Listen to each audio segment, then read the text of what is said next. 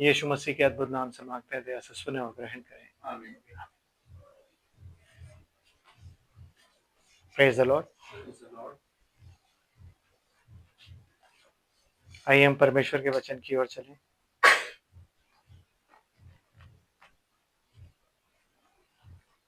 और हम परमेश्वर के वचन से निकालेंगे रोमियो की पत्री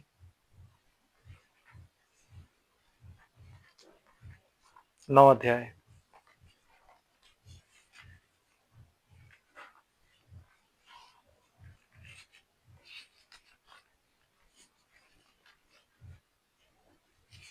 रोमियो की पत्री 9 अध्याय 10 और 11 आयत आपके सामने पढ़ता हूँ। और यहाँ यूं लिखा है, क्योंकि प्रतिज्ञा का वचन यह है कि मैं समय के अनुसार, इस समय के अनुसार आऊंगा और सारा के एक पुत्र होगा। और केवल यही नहीं, परंतु जब रिबका भी एक से अर्थात हमारे पिता इज़ाक से गर्भवती थी और अभी तक बालक ना जन्मे थे और उन्होंने कुछ भला या बुरा ना किया था, कि उसने कहा कि जेठा छुटके का दास होगा। आमीन। परमेश्वर की आशीष उसके पवित्र वचन के पढ़े और सुने जाने पर हो। आमीन। आमीन। बैठ जाइए आप लोग। God bless you all. आमीन। ओके, जो चीज मैंने पढ़ी अभी, जो मैंने आयत अभी पढ़ी, वो आयत एक बार आपके सामने दोबारा पढ़ता हूँ। जहाँ पे बाइबल कहती है कि 10वीं आयत में, और केवल यही नहीं, परंतु जब रिबका भी एक से अर्थात हमारे पिता इज़ाक से गर्भवती थी। तो बड़ी इंपॉर्टेंट बात है हमारे लिए कि पौलुस जब इस पत्री को लिख रहा है तो वो कह रहा है रिबका भी एक से अर्थात हमारे पिता इज़ाक से गर्भवती थी और उसके गर्भ में जुड़वा बच्चे थे। आमीन। कैन और हाबिल के बाद ये दूसरे ट्विंस हैं। पहले ट्विंस जो इस पृथ्वी पर आए वो कौन थे? कैन और हाबिल। और उसके बाद, उनके बाद जो दूसरे ट्विंस आए वो कौन है? एसाउ और याकूब। ये दूसरे ट्विंस हैं। लेकिन यहाँ पे पॉल मेंशन कर रहा है कि एक ही से अर्थात हमारे पिता इसहाक से। जोर देके इस बात को वो इसलिए बता रहा है क्योंकि इससे पहले जो ट्विंस आए थे कैन और हाबिल, वो एक ही से नहीं थे, वो दो से थे। आमीन। वरना वो लिख देता कि रिबका भी हमारे पिता इज़ाक से, लेकिन उसने एक ही लिख के ये बताया है कि पहले वाले ट्विंस एक ही से नहीं थे, वो दो से थे। आमीन। वो आगे जाके हम देखेंगे उसको भी। लेकिन आज हम जिस बात पे बातचीत कर रहे हैं, जिस विषय पे हम चर्चा कर रहे हैं, वो हमने पिछली बार जहाँ पे छोड़ा था उस पे कर रहे हैं। आमीन। तो हम फिर से निकालते हैं पहला तीमुथियुस 2 अध्याय और 8 से 15 आयत। हम स्त्री पे बात कर रहे थे। आमीन। है नहीं? स्त्री पे बात कर रहे थे। तो पहले हम चलते जेनेसिस में, फिर तीमुथियुस पे आएंगे। सिस्टर, पहले जेनेसिस 3 और उसकी आप पढ़िए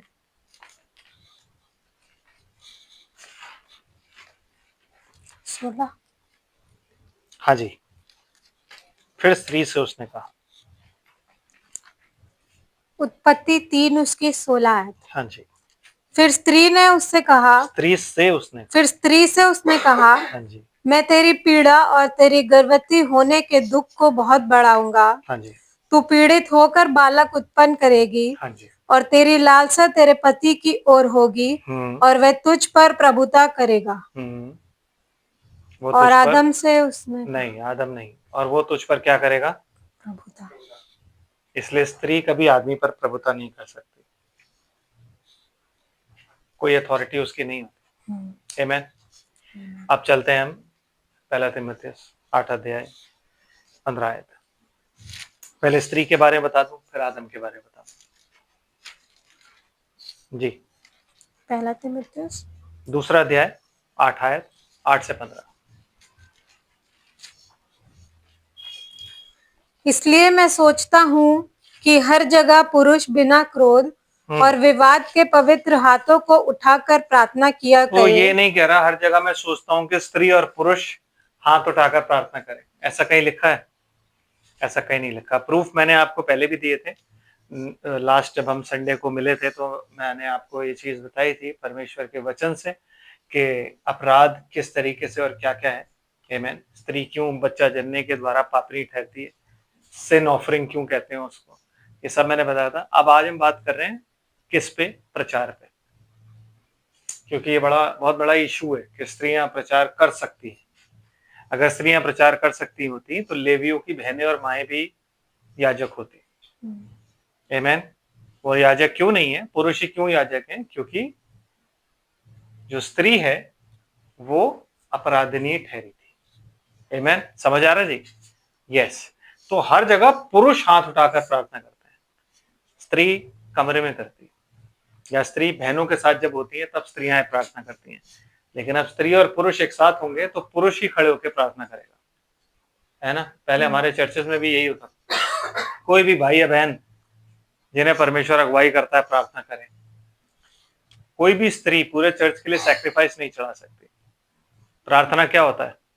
प्रार्थना होता है एक प्रार्थना सैक्रिफाइस ऊपर जब लेके जाते हो आप, तो वो नहीं लेके जा सकती अकेले में। यस शी कैन, बट जब दोनों एक साथ बैठे हुए हैं तो वो नहीं हो सकता। आमेन। वो भी आगे मैं आपको बताऊंगा। यस सिस्टर, क्या लिखा है? वैसे ही स्त्रियां भी संकोच और संयम के साथ सुहावने वस्त्रों से अपने आप को संवारे, ना कि बाल गूंथने और सोने और मोतियों और बहुमूल्य कपड़ों से, पर भले कामों से, क्योंकि परमेश्वर की भक्ति करने वाली स्त्रियों को यही उचित भी है। अब इसमें कहीं भी प्रचार नहीं है कि स्त्रियां भी बड़े ही हम्बलनेस और बड़े ही अच्छे कपड़े पहनकर और प्रचार करें और लोगों को पुलपिट पे खड़े होके बंदों पे हाथ रखे पास्टर्स बने, स्त्रियां ये सब करें। ये सब है कहीं? नहीं है ना। आमेन। यस। फिर जी, स्त्री को चुपचाप पूरी अधीनता से सीखना चाहिए। सुन लिया, प्रचार नहीं करना चाहिए। स्त्री को चुपचाप पूरी अधीनता से क्या करना है? सीखना। वाई? क्योंकि वो बाय प्रोडक्ट है, डायरेक्ट नहीं है। परमेश्वर ने उसको डायरेक्ट क्रिएट नहीं किया, डायरेक्ट क्रिएशन नहीं है। वो आदम से निकाली गई है, बाय प्रोडक्ट है। इसलिए वो अधीनता से चुपचाप सीखे। यही वजह है कि जब आप इफिसियों की पत्री पढ़ते हो, सिस्टर इसको मार्क करके इफिसियों निकाल लीजिए प्लीज। इफिसियों की पत्री उसका 4 अध्याय और उसकी 11 आयत से पढ़ते हैं।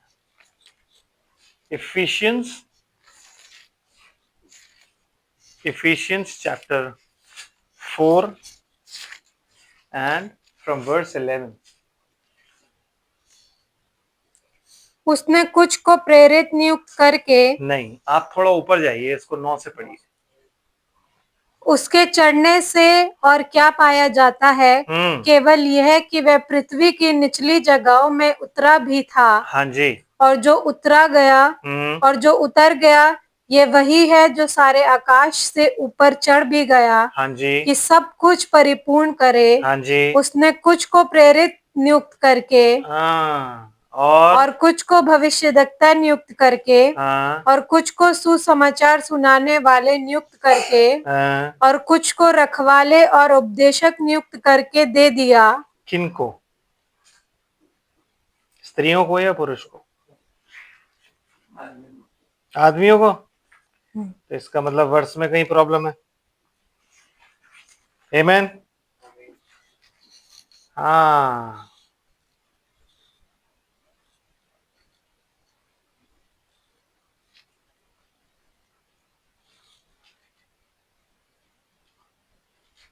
चलिए 8वीं आयत।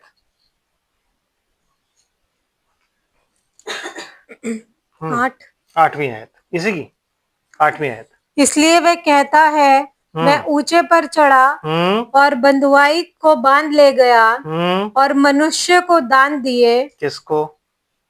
मनुष्य को। यस,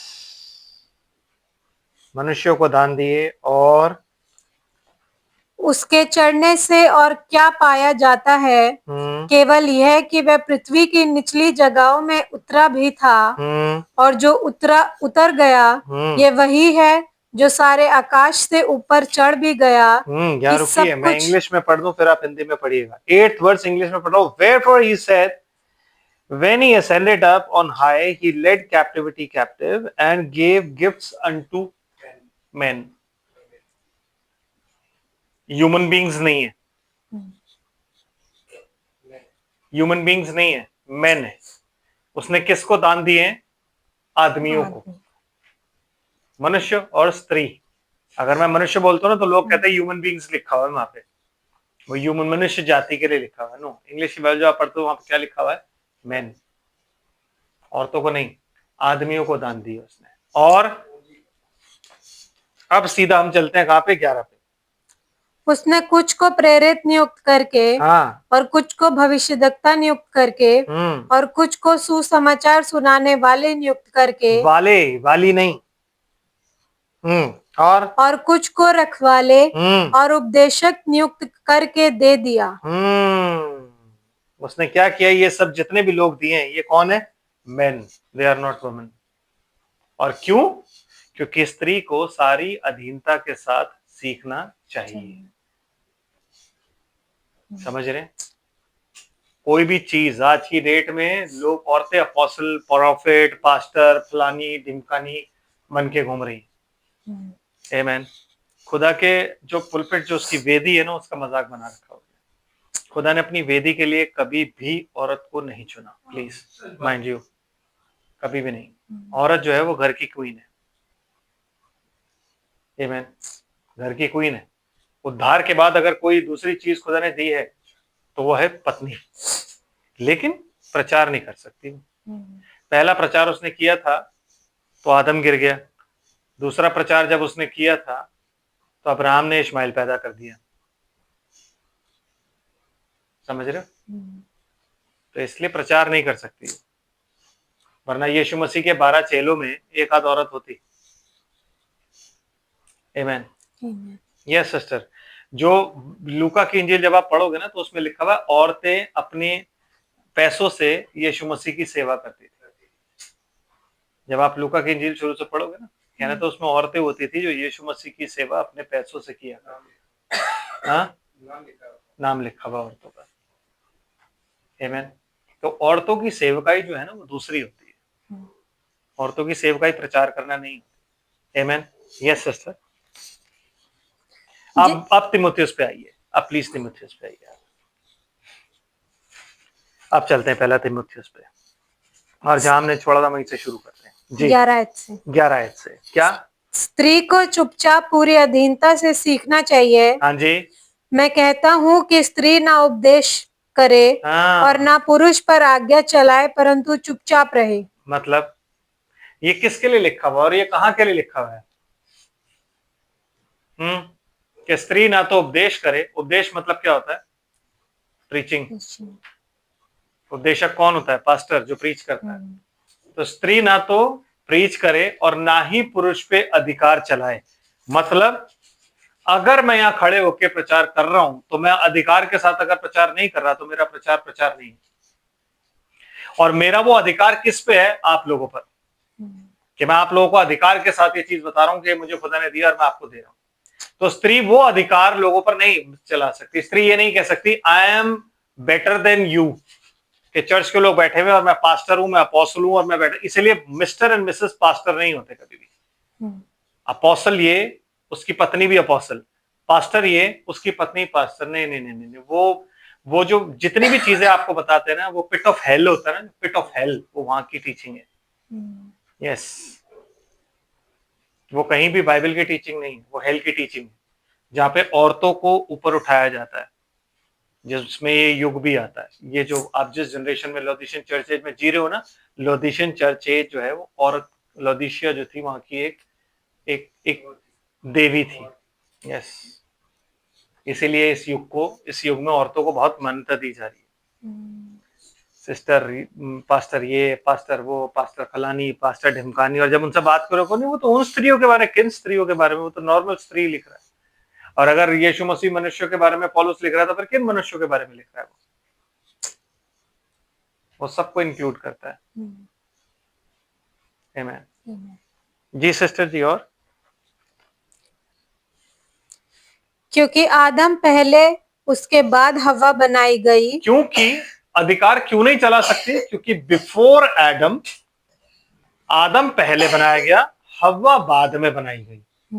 तो आप अधिकार कैसे चला सकते हो? अगर फर्स्ट मैं हूं और सेकंड मेरी पत्नी है, तो वो मुझ पे अधिकार कैसे चला सकती है? बिकॉज मैं पहले बनाया गया, मेरे लिए वो बनाएगी, फॉर मी, है ना?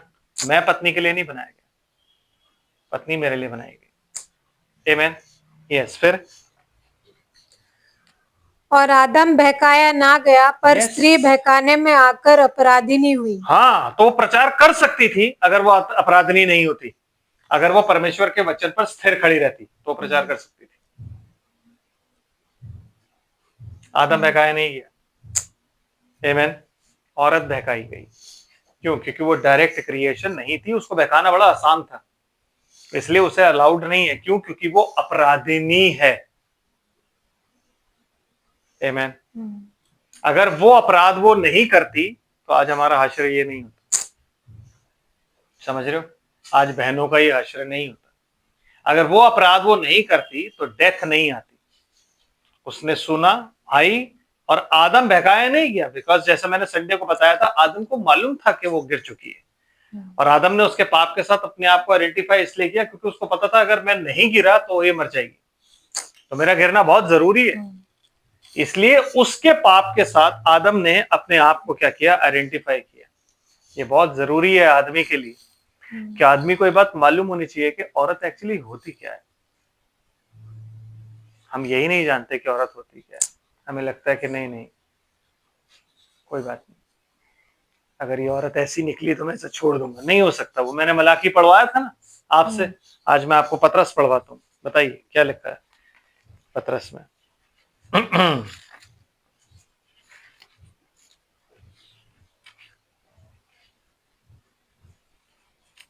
पतरस की तीसरी पत्री, पहला पतरस तीसरा अध्याय, सॉरी तीसरी पत्री निकल गया मेरे मुंह से।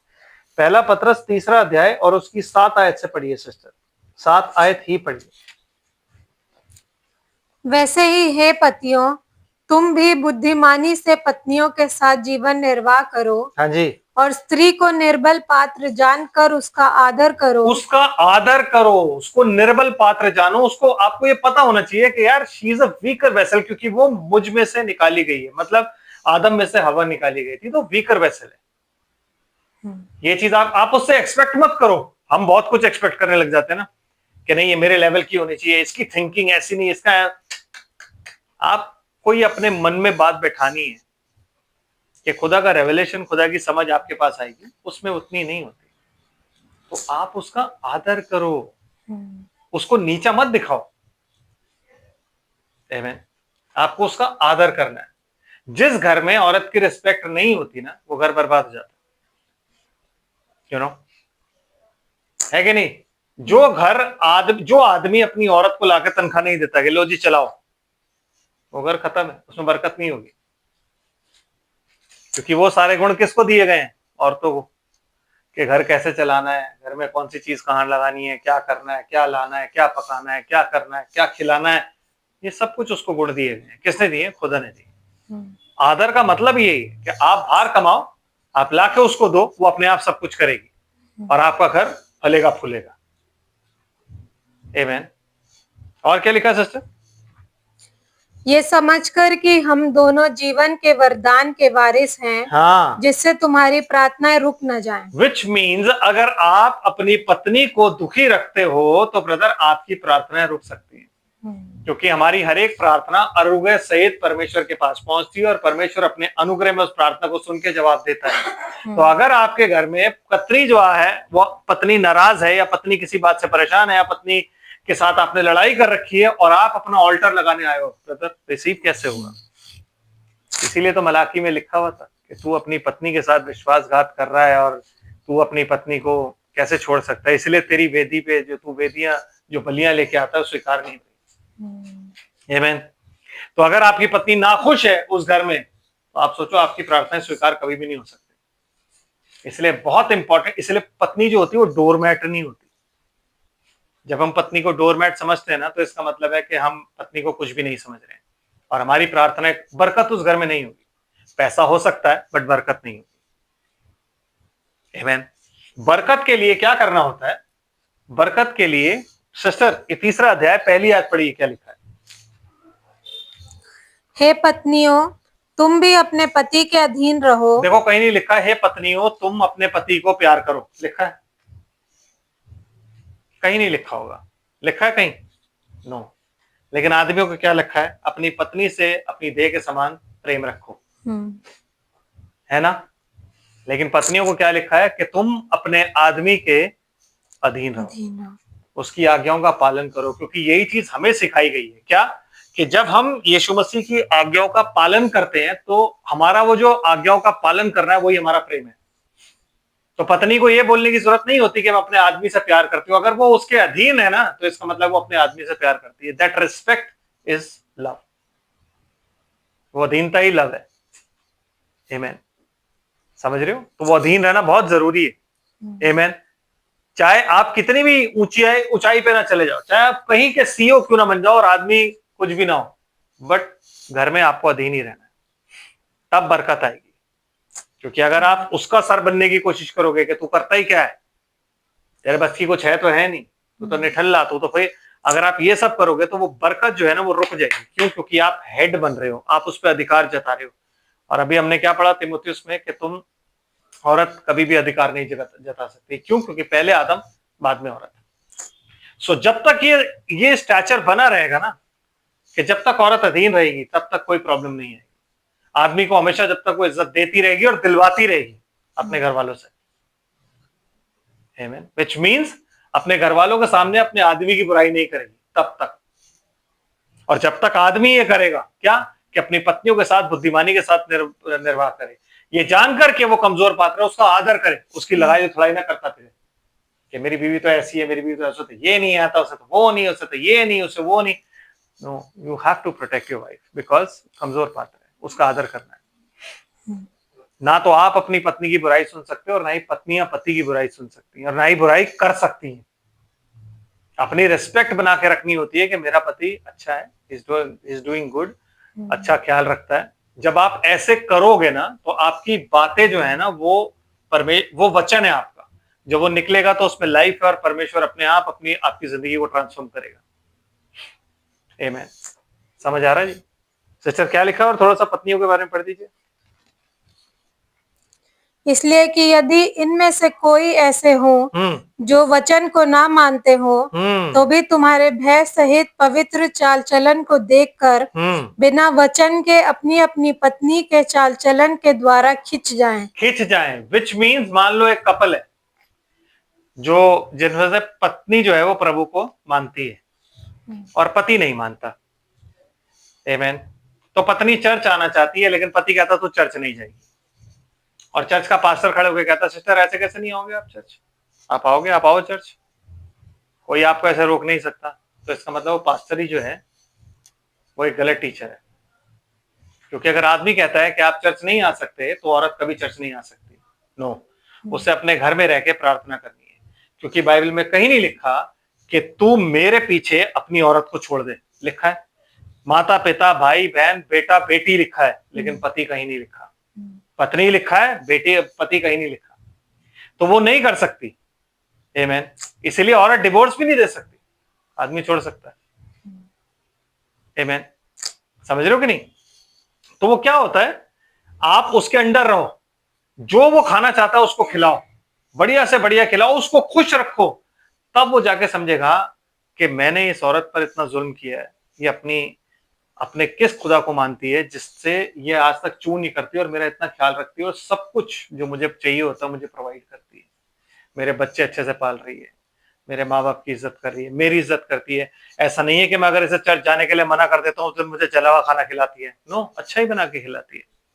ऐसा नहीं है कि उस दिन ये खुंदा खा जाती है। यस, ऐसा नहीं कि अगर मैंने बोल दिया आज तुम अपने माँ बाप के घर नहीं जाओगी तो खुंदक में आज, अच्छा चल फिर आज ही ले, तू कैसे नहीं जाऊंगी मैं। शाम तक आदमी खुद ही हाथ जोड़ के कह देता है कि यार नहीं बहन तू चल ले घर, कोई बात नहीं, दिन में तो मैंने जो खा लिया जला कटा, अब नहीं खाऊंगा। आमीन। समझ? वो नहीं, अधीनता के साथ। समझ आ रहा? यस। तो उस चीज को देखकर ना आदमी भी खिंचा चला आएगा। क्यों? क्योंकि आप तो ऑलरेडी प्रभु में हो। आपके चाल चलन के द्वारा कोई भी व्यक्ति खींचता है, आपके प्रेम और रिस्पेक्ट के द्वारा खींचता है। आमेन। आगे, तुम्हारा श्रृंगार दिखावटी ना हो, हाँ, अर्थात बाल गूंथना और सोने के गहने या भांति भांति के कपड़े पहनना। मतलब तुम्हारा जो श्रृंगार है ना, वो गहने पहनना नहीं है। साफ तौर पे यहाँ पौलुस कह रहा है कि तुम गहना पहनना जो है वो तुम्हारा श्रृंगार नहीं है। अलग अलग हेयर स्टाइल्स बनाना तुम्हारा श्रृंगार नहीं है। बहुत ही रिच क्लोथ्स पहनना तुम्हारा, जो अमीर अमीर कपड़े जो होते हैं ना, अमीर लोग जैसे कपड़े पहनते हैं, बहुत जबरदस्त डिजाइनर है, वो पहनना तुम्हारा श्रृंगार नहीं है।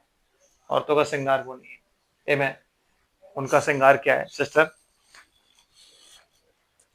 वरन तुम्हारा छिपा हुआ और गुप्त मनुष्यत्व नम्रता और मन की दीनता की अविनाशी सजावट से सुसज्जित रहे। किससे? तुम्हारा गुप्त मनुष्यत्व, नम्रता और मन की दीनता, ये औरत के श्रृंगार होते हैं। क्या? नम्रता और मन की दीनता। ये हमेशा आप याद रखना। उसका श्रृंगार क्या होगा? कि वो हम्बल है और वो सॉफ्ट है, मतलब बात बात पे गुस्सा नहीं होती, वो नम्र है। अगर किसी ने कुछ कह भी दिया तो वो सुनती है और सुन के बैठती है, और वो प्रार्थना में जाके खुदा से कहती है कि तू तो जानता है प्रभु, इन्हें समझा। और वो जिसने बोला उनकी सेवा बिल्कुल वैसे ही करती है जैसे वो पहले भी करती रहती है। समझ आ रहा? यस। देन, क्योंकि परमेश्वर की दृष्टि में इसका मूल्य बड़ा है। सोचो, परमेश्वर की दृष्टि में इसका मूल्य बड़ा है। तो इसलिए औरतें जब ना आपके घर आके कहते हैं ना, बड़ा ही दिमाग खराब कर रखा है सास ने, तो ऐसी है वैसी है, ये है वो है, तो आपने अपना मूल्य जो है ना परमेश्वर की दृष्टि में क्या कर दिया? घटा दिया। या आप अपने आदमी की बुराई कर रहे हो तो आपने अपना मूल्य जो है वो परमेश्वर की नजर में घटा दिया। आमीन। पूरी नम्रता और दीनता के साथ आपको उस घर में रहना है। यही आपका श्रृंगार है और कोई श्रृंगार नहीं है। आमीन। और सिस्टर, पूर्व काल में पवित्र स्त्रियां भी जो परमेश्वर पर आशा रखती थी, अपने आप को इसी रीति से संवारती और अपने अपने पति के अधीन रहती थी। 3 चीजें हैं क्या? नम्रता और मन की दीनता और अपने अपने पति के अधीन रहना, सबमिशन। आमीन। ये 3 चीजें पाई जाती थी। सिर्फ बाइबल में एक औरत ऐसी है जो अपने आदमी पर अधिकार रखती थी, और वो है इजबेल। बाकी सब जो है वो आदमियों के अधीन रहती थी। इजबेल जो थी वो अपने आदमी को प्रीच करती थी। इजबेल चर्च की पास्टर थी, इसलिए उसको बाइबल में प्रोफेटेस भी बोला गया है। इसलिए जितनी प्रोफेटेस आज घूमती है, एक बार अपने आप को जांच ले कि इस बाइबल में प्रोफेटेस जो है इजबेल को बोला गया, उसके अलावा और कोई नहीं। लोग कहते हैं वो क्या नाम था उसका? डबोरा। डबोरा भी तो थी, एक डबोरा थी। उसके बाद मरियम प्रचार करती थी? नहीं, बोलते हैं मरियम प्रचार करती थी। मरियम ने जब मूसा के खिलाफ बोला तो मरियम को कोड़ हुआ कि मूसा को कोड़ हुआ? हारून को कोड़ क्यों नहीं हुआ? मरियम को कोड़ क्यों हुआ? वो तो बड़ी बहन थी। आप कहते हो वो नबिया थी। आमीन। समझ रहे हो? आप वचन को समझो, राइटली डिवाइड करो उसको। यस, वो औरत न्याय करती थी डबोरा, ऐसा नहीं है कि वो न्याय नहीं करती थी। आमीन। वो प्रोफेटेस थी, वो न्याय करती थी, लेकिन before her and after her कोई भी नहीं हुआ जो औरत न्याय करती। आमीन। यस सिस्टर, प्लीज आगे पढ़िए इसके। जैसे सारा अब्राहम की आज्ञा में रहती और उसे स्वामी कहती थी। उसे क्या कहती थी? स्वामी, लॉर्ड। लेकिन आज हमारी औरतें हमें क्या कहती हैं? है ना? किसी के मुंह से लॉर्ड नहीं निकलता, आप भी नहीं निकलता, तू निकलता। कैजुअल होगा ना इसलिए। आमीन। समझ रहे हो बात को? यस। इसलिए आपको ये समझना है कि अगर आप दोनों चाहते हो घर में बरकत हो तो आपको रहना कैसे? आपके घर में किसी भली वस्तु की घटी नहीं होगी, परमेश्वर की आशीष बनी रहेगी। यस सिस्टर, और क्या लिखा है? इसी प्रकार तुम भी यदि भलाई करो और किसी प्रकार के भय से भयभीत न हो तो उसकी बेटियां ठहरोगी। किसकी? सारा की। हवा की नहीं, सारा की बेटियां ठहरोगे आप, अगर आप उसी नेचर में रहोगे तो। आमीन।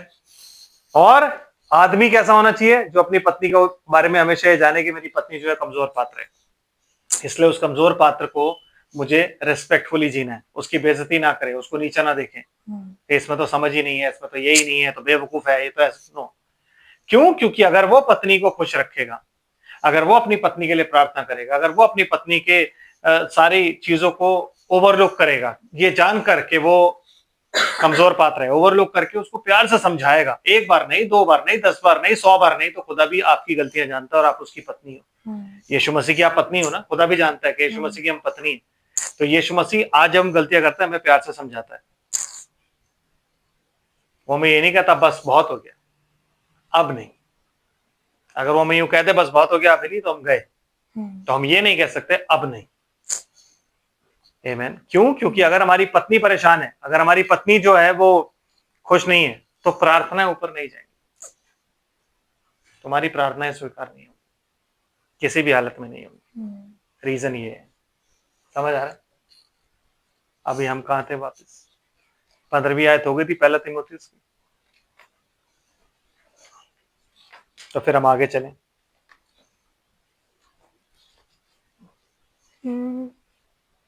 15 एक रह गई, एक रह गई, पढ़िए जी। तो भी स्त्री बच्चे जन्ने के द्वारा हाँ, उद्धार पाएगी, उद्धार पाएगी, यदि वह संयम सहित विश्वास, प्रेम और पवित्रता में स्थिर रहे। 3 चीजें, विश्वास परमेश्वर के वचन पे, प्रेम अपने परिवार और परमेश्वर से, और पवित्रता पूरी तरीके से। अगर उसमें बनी रहे तो वो फिर उद्धार पाएगी। आमीन। समझ आ रहा है आपको? है? समझ आ रही है? ओके, एक और जगह चलते हैं, वहां से देखते हैं क्या लिखा हुआ है। हम निकालते हैं पहला कुरिन्थियों उसका 14 अध्याय,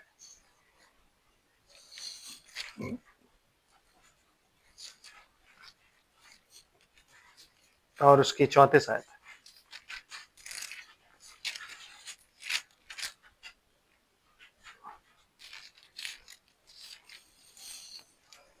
चौथे आयत सिस्टर।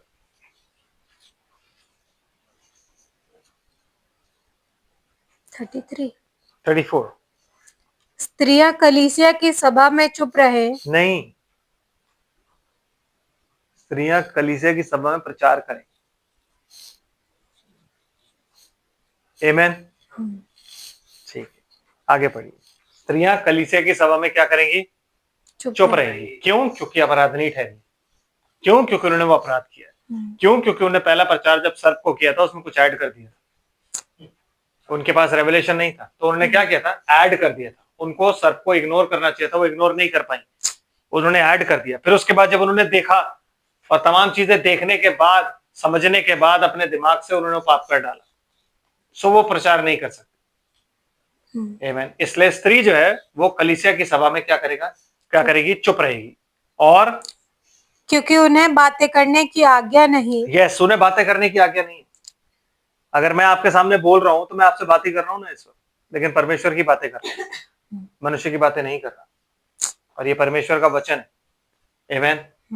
यस। और परंतु अधीन रहने की आज्ञा है, जैसा व्यवस्था में लिखा भी है। जैसा व्यवस्था में लिखा भी है। तो ये बात यहाँ नहीं है, ये व्यवस्था, इसीलिए मैंने आपको बोला व्यवस्था में स्त्रियां क्यों प्रचार नहीं करती थी? क्योंकि उन्हें अधीन रहने का ही अधिकार है, जैसा कि व्यवस्था में भी लिखा है, इसलिए वो प्रचार नहीं कर सकती, वो अधीन रहेगी। आमीन।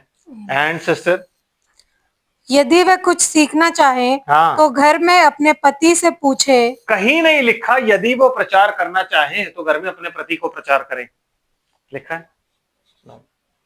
है कहीं लिखा है? कहीं नहीं लिखा। अगर वो प्रचार करने का उनका मन हो तो स्त्रियां जो है वो चर्च में खड़े होकर पूछ सकती हैं पास्टर से, पास्टर साहब अगली बार मैं प्रचार कर सकती हूँ? मुझे खुदा का एक रेवलेशन आया मेरे पास। आमीन। यस। कहते हैं अधीनता से घर पे चुपचाप सीखे। अगर कुछ सीखना चाहे तो वो चर्च में खड़े होकर चिल्ला के भी नहीं बोल सकती कि मुझे डाउट है। नो।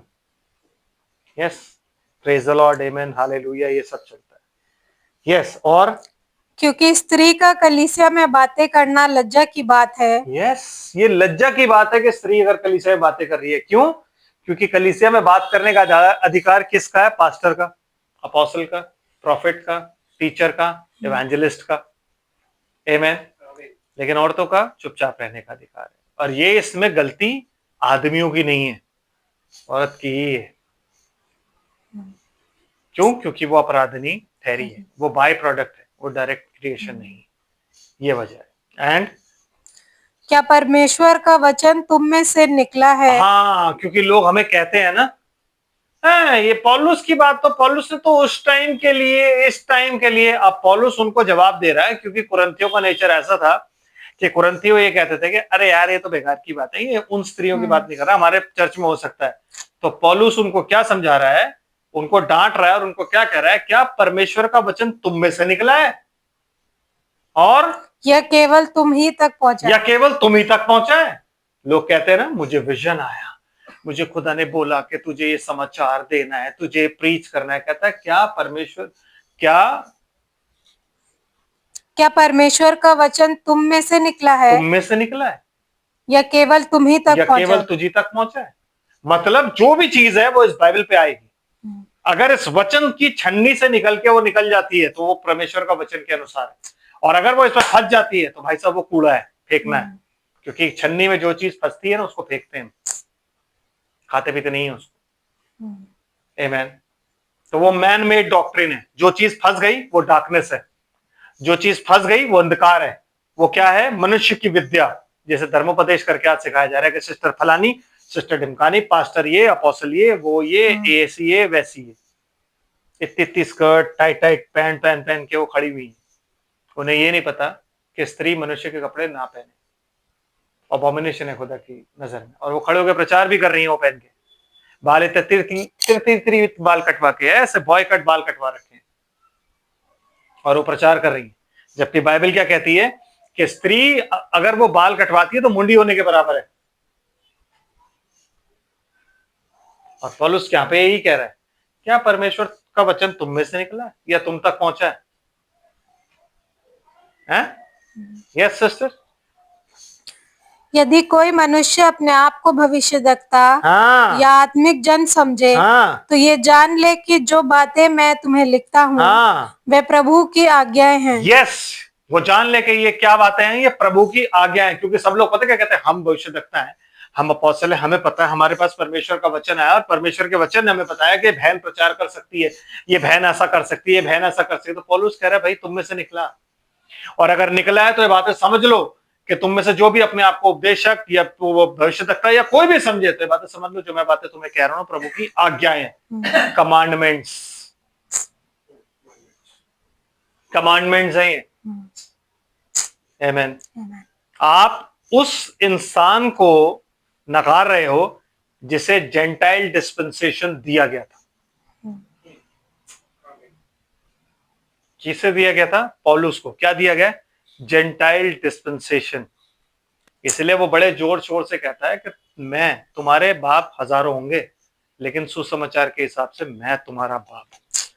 तो अगर पौलुस ने हमें बिगॉट किया है, अगर पौलुस के हम बच्चे हैं, अगर पौलुस ने हमारा वो आत्मिक पिता है, तो ये बातें जो हैं ये हमारे लिए आज्ञाएं हैं, और इन बातों से हम भाग नहीं सकते। इसलिए वो कहता है उस दिन जब यीशु मसीह मेरे वचन के अनुसार तुम्हारी गुप्त बातों का न्याय करेगा। आपको और मेरा न्याय जो है ना, पौलुस के वचन के अनुसार है, प्रेरितों के वचन के अनुसार है कि हमने क्या किया, जो पौलुस ने प्रचार किया था। ये जितने भी घूम रहे हैं ना यहाँ पे, इतने स्कर्ट पहन के, टाइट टाइट पैंट पहन के पुलपिट पे घूम रही है, इतने बाल कटवा के, देखना उस दिन क्या जब इनके सामने बोले, जब इन्हें पता, जब ये बोलेंगी प्रभु हमने तो विजन देखा था, तब उन्हें बताया जाएगा विजन किसका था और किसने दिखाया था तुम्हें। यस, हमें उन अपोस्टल ने, उन पास्टर ने, उन भविष्यद्वक्ताओं ने बोला था, तब बताया जाएगा सब। आमीन। और आगे भी कहता है, वो क्या कहता है? परंतु यदि कोई ये ना माने, हाँ, यदि कोई ना माने तो उसको भी ना मानो, तो उसको भी ना मानो। No no no no no, देखो ट्रांसलेशन मिस्टेक्स है। पौलुस कहता है परंतु यदि कोई ना माने तो ना माने। अगर मानना है तो मानो, नहीं मानना है ना मानो। आमीन। ये है राइट ट्रांसलेशन कि अगर कोई माने तो माने, नहीं माने तो ना माने। लेकिन असली बात क्या है कि ये कमांडमेंट है जो तुम्हें दिए गए हैं, इसलिए प्रचार नहीं कर सकती। इसलिए ये वजह है। जो वहां पे हुआ ना बागेदन में, उसके बाद वो नीचे आ गई, अधीनता में आ गई। पहले क्या थी? हेल्पमेट थी वो, लेकिन उसके बाद क्या हुआ? नीचे आ गई, अधीनता में आ गई, अपराधनी ठहरी। और जब अपराधनी हुए, परमेश्वर किसी अपराधी को अपना काम नहीं देता करने के लिए। आमीन। किसी भी अपराधी को नहीं देता, और स्त्री अपराधनी ठहरी है। फिर समझ रहे बात? Yes sister. जेनेसिस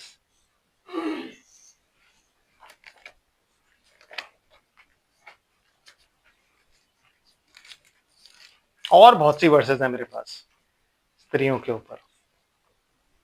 खुदा जैसे जैसे अगुवाई करेगा मैं आपके साथ शेयर करता जाऊंगा। हाँ जी सिस्टर, जेनेसिस चैप्टर 3 जहाँ पे छोड़ा था आपने, वहां से चलते हैं आदम की बात से। और आदम से उसने कहा तूने जो अपनी पत्नी की बात सुनी। ऐसा नहीं है कि आप अपनी पत्नी की बात नहीं सुन सकते, आप सुनिए।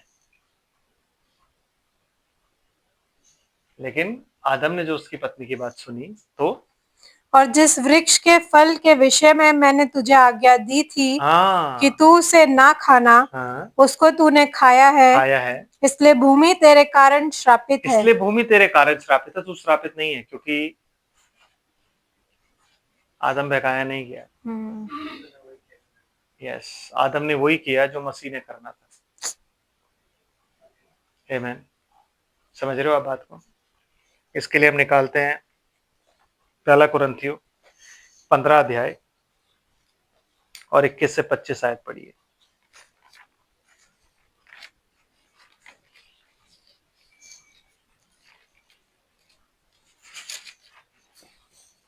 थोड़ा सा आदम के बारे में जान लेते हैं। क्योंकि जब मनुष्य के द्वारा मृत्यु आई, मतलब आदम के द्वारा मृत्यु इस जगत में आई है। आमीन। और तो मनुष्य ही के द्वारा मरे हुओं का पुनरुत्थान भी आया। मतलब यीशु मसीह कौन? जो मनुष्य है। इसलिए कहता ना, हमारे और परमेश्वर के बीच में केवल एक बिछवाई है, और वो है यीशु मसीह जो कि मनुष्य है। तो पुनरुत्थान किसके द्वारा आया? मसीह के द्वारा, जो कि कौन था? मनुष्य। मृत्यु किसके द्वारा आई? आदम के द्वारा, जो कि कौन था? मनुष्य। मतलब फर्स्ट आदम। सिर्फ 2 आदम है। पहला आदम और दूसरा आदम मसीह। सिर्फ 2 ऐसे पुरुष हैं जिनको परमेश्वर ने अपने हाथों से बनाया, एक आदम और एक यीशु मसीह। आप और मैं क्रिएशन में आते हैं। आमीन। लेकिन परमेश्वर ने अपने हाथों से हमें नहीं बनाया, हम उसके थॉट्स में बने हैं। उस टाइम बने हैं जब कुछ भी नहीं था, लेकिन इन लोग को तो उसने अपने हाथों से बनाया। इसलिए यीशु मसीह ने कभी अपनी माँ को मां नहीं बोला, क्योंकि माँ का कोई भी क्रोमोसोम उसके अंदर नहीं था। वो बाप के लहू से ही पैदा हुआ था। माँ का कुछ भी नहीं था उसमें। अगर होता तो वो माँ को माँ बोलता, बट माँ जो थी वो इंक्यूबेटर थी। आमीन। समझ रहे? यस सिस्टर, आगे पढ़िए। और जैसे आदम में सब मरते हैं, वैसे ही मसीह में सब जिलाए जाएंगे। मतलब मसीह में जलाए जाएंगे। आप मसीह के बाहर होकर नहीं जला सकते। आप अगर सोचो ना आपके, हाँ मैं तो पैदा हुआ हूँ ईसाई घर में और मैं फिर उसके बाद तो जलाया ही जाएगा, ना, मसीह में सब जलाए जाएंगे। आदम में तो सबके सब मरते हैं। मतलब पूरी मनुष्य जाति आदम में मरती है, पूरी मनुष्य जाति। लेकिन जलाए कौन जाएंगे? जो मसीह में है वो जलाए जाएंगे। उसके अलावा और कोई नहीं जलाया जाएगा। जो डिनोमिनेशन में वो नहीं जलाया जाएगा, जो पेंटिकॉस्टल चर्च में वो नहीं जलाया जाएगा, जो कैथोलिक चर्च में या बैप्टिस्ट या मेथोडिस्ट या प्रोटेस्टेंट या लूथरन या वेस्लियन किसी भी चर्च में वो नहीं जलाया जाएगा। लेकिन जो सिर्फ मसीह में है वो जलाया जाएगा। आमीन। सिस्टर जी। परंतु हर एक अपनी अपनी बारी से पहला फल मसीह, क्योंकि पहला पुनरुत्थान उसका हुआ है। आमीन। सबसे पहले कौन रेजरेक्ट हुआ है? यीशु मसीह। और पहला फल मसीह, और फिर मसीह के आने पर उसके लोग। इसके बाद अंत होगा। उस समय वह सारी प्रधानता और सारा अधिकार। बस यही छोड़ते हैं। अब यहाँ से आगे 44 आयत पर, इसी चैप्टर की 44th वर्स। स्वाभाविक देह बोई जाती है और आत्मिक देह दी जाती है। आत्मिक देह जी उठती है। हाँ जी। जबकि स्वाभाविक देह है जो आत्मिक देह भी है। तो आत्मिक देह भी है, मतलब अगर नेचुरल हमारी बॉडी है ना, तो एक स्पिरिचुअल बॉडी भी है हमारी। आमीन। तो हमारी जो नेचुरल बॉडी है वो मर जाती है, ये जो फिजिकल बॉडी है, ये जो शारीरिक देह है, ये मर जाती है। और हम जीते कैसे हैं? आत्मिक रूप से। आत्मा जिंदा हो जाती है। जब आज आप जी रहे हो तो आपको अपने शरीर को मारना है, शरीर की लालसाओं को मारना है। और वो कैसे मारोगे? आप जितना शरीर को मारोगे, आत्मा उतना ज्यादा बढ़ेगी, और आत्मा से शरीर की क्रियाओं को आप मारते हो। तो ये शारीरिक देह भी है और आत्मिक देह भी है। आमीन। और ऐसा ही लिखा भी है कि प्रथम मनुष्य अर्थात आदम जीवित प्राणी बना। हाँ, अब आदम जो था वो क्या बना? जीवित प्राणी। और अंतिम आदम जीवनदायक आत्मा बना। अंतिम आदम मतलब यीशु मसीह क्या बना? जीवनदायक आत्मा। मसीह का आत्मा आपके पास होता है ना, तो वो जीवनदायक आत्मा बना। और परंतु पहले आत्मिक ना था, पर स्वाभाविक था। यस, पहले he was, Christ was physical. पहले जो मसीह था इस जमीन पे जब घूमता था तो शरीर में घूमता था ना। जब मर गया, ऊपर चला गया, तो क्या बन गया? आत्मिक। और इसके बाद आत्मिक हुआ। हाँ जी। प्रथम मनुष्य धरती से, हाँ, अर्थात मिट्टी का था। हाँ, दूसरा मनुष्य स्वर्गीय है। इसीलिए बाइबल कहती है कि आदम जो था उसको परमेश्वर ने अपने स्वरूप में मिट्टी से बनाया, लेकिन यीशु मसीह क्या कहता है? स्वर्ग से जो रोटी उतरी वो मैं हूं। आमीन। समझ रहे हो? यीशु मसीह कैसे पैदा हुआ था? पवित्र आत्मा तुझ पर छाया करेगी और तू गर्भवती होगी, तो स्वर्ग से पैदा हुआ। आदम कहां से पैदा हुआ? मिट्टी से। आमीन। और जैसा वह मिट्टी का था, वैसे ही वह भी है जो मिट्टी के हैं। हाँ, मतलब जब जैसे आदम मिट्टी का था ना, वैसे हम भी मिट्टी के हैं जो उसके बाद पैदा होते आए हैं। हम लोग भी मिट्टी हैं। आमीन। और जैसा वह स्वर्गीय है, वैसे ही वह भी है जो स्वर्गीय है। आमीन। वैसे ही हम लोग भी हैं जो क्या है? स्वर्गीय। क्यों? क्योंकि जब हम मसीह में आ जाते हैं तो हम क्या हो जाते हैं? स्वर्गीय। क्योंकि हम स्वर्गीय स्थान में बैठते हैं। कब? जब हम मसीह में होते हैं, उसके आसपास या उससे पहले या उसके बाद नहीं। मसीह में जब आप होगे तो आप स्वर्गीय स्थान में बैठोगे। Yes sister. और जैसे हमने उसका रूप धारण किया, आदम का मतलब जैसे हमने प्रथम मनुष्य का रूप धारण किया, वैसे ही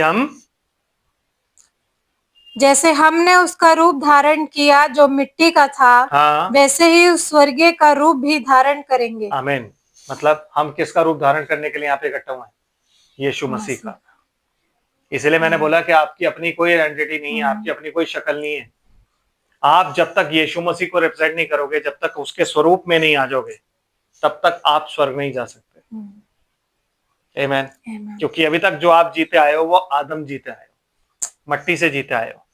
और लेकिन अब जब आप जियोगे तो आप किससे जियोगे? मसीह से, मसीह के स्वरूप में, यीशु मसीह के स्वरूप में होकर जियोगे।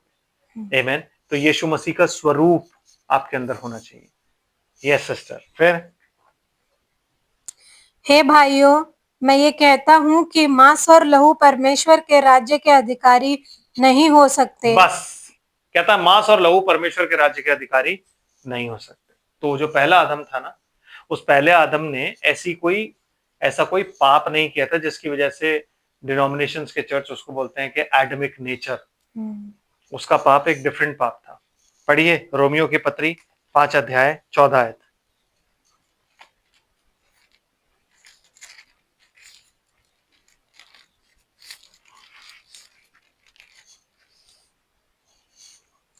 तो भी आदम से लेकर मूसा तक मृत्यु ने उन लोगों पर भी राज्य किया, हाँ, जिन्होंने उस आदम जो उस आने वाले का चिन्ह है। मतलब आने वाला कौन था? यीशु मसीह। उसका चिन्ह कौन था? वो आदम जो पैदा हुआ था। हाँ, आने वाले का चिन्ह है कि अपराध के समान पाप ना किया। मतलब आदम ने ऐसा कौन सा अपराध किया था? सिन ऑफ एडम क्या था जो उन लोगों ने नहीं किया था? आदम से लेकर मूसा तक जितने भी लोग थे, उन सब पर डेथ ने राज किया, मृत्यु ने राज किया। क्यों? क्योंकि वो सब पाप के अधीन थे। लेकिन उनमें से किसी ने भी वैसा पाप नहीं किया जैसा आदम ने किया था। इसलिए डिनोमिनेशन ये कहती है कि आदम ने तो भैया अपने बाप के वचन का इनकार कर दिया था, तो वो पाप उन लोगों ने नहीं किया। ऐसा नहीं है ब्रदर। बाइबल यहां पे क्या कहना चाह रही है कि आदम के पाप की तरह उन्होंने पाप नहीं किया। मतलब आदम ने जानबूझ के पाप किया था अपनी जान देने के लिए, इसीलिए वहां पे लिखा हुआ है आने वाले का चिन्ह था। मतलब आदम का जो पाप था ना, वो विलफुल सिन था। मतलब आदम ने, जैसे यीशु मसीह ने हमारे लिए क्रूस पे टंग के जान दी ना, वो सिनलेस था, आदम भी सिनलेस था, पाप रहित था। लेकिन जब उसने देखा कि मेरी पत्नी मर जाएगी अगर आज पिता पहले आ गया और तब तक मैंने अपने उसके पाप के साथ अपने आप को नहीं मिलाया, तो मेरी पत्नी मर जाएगी। तो उसने प्यार की वजह से क्या किया, अपने आप को उसके पाप के साथ मिलाया और वो साथ में मरा। सेम चीज यीशु मसीह ने करी। जब वो आया तो उसने अपनी पत्नी के लिए जान दी। किसके लिए? इजरायलियों के लिए और हमारे लिए। हमें वो जानता भी नहीं था, उसे पता था ये पापी हैं, उसे पता था इजरायलियों ने पाप किया, इन्होंने मेरे को पाप इन्होंने मुझे क्रूस सूली पर चढ़ाया, पर उसने जान दी। आप समझ रहे हो बात को? आमेन। आपकी बात में समझ आ रहा है? तो उसने कोई ऐसा पाप नहीं किया था। मूसा और इन सब ने जो पाप किए थे, वो इनके पाप कैसे हुए थे? गलती से हुए, जानबूझ के हुए, गलती से हुए, जानबूझ के हुए, है कि नहीं? याकूब ने जो पाप किया अपने भाई के साथ, एसाव के साथ, वो ना तो उसने गलती से किया, ना उससे धोखा दिया गया, उसने जानबूझ के किया। आमीन। वो ये चीज लेना चाहता था और उसने अपने बाप को धोखा दिया। आदम ने किसी को धोखा नहीं दिया। क्या दिया? नो। आदम ने जो पाप किया, इन लोगों ने पाप जितने भी किए अपने स्वार्थ के लिए किए। आदम ने जो पाप किया वो अपनी पत्नी को बचाने के लिए किया, उसने प्रेम की खातिर वो पाप किया। इसलिए उसको पहला आदम बोला जाता है और यीशु मसीह को दूसरा आदम बोला जाता है। इसलिए वो चिन्ह, इसलिए उसे दंड नहीं दिया गया, पृथ्वी को दंड दिया गया। आमीन। समझ रहे हैं आप? आज मैं यहीं रुकूंगा, यहाँ से आगे हम फ्राइडे को चलेंगे, और अगर प्रभु की इच्छा हुई तो जो भी प्रभु ऐड ऑन करेगा हम इसमें ऐड ऑन करेंगे। प्रभु आप सबको आशीष और बरकत दे, हम प्रार्थना करते हैं। स्वर्ग और पृथ्वी के मालिक, हम तेरा कोटि कोटि धन्यवाद करते हैं प्रभु जी, तेरी सारी आशीष और बरकतों के लिए मेरे प्रभु। कि प्रभु जी, जब हम उस पहले आदम के स्वरूप में थे प्रभु, तो तूने हमें प्रभु जी हमारी रक्षा रखवाली करी, हमें गाइड किया प्रभु जी, और दूसरे आदम तक लाया। पिता तेरा धन्यवाद है कि आज प्रभु जी हम अपने आप को आसमानी और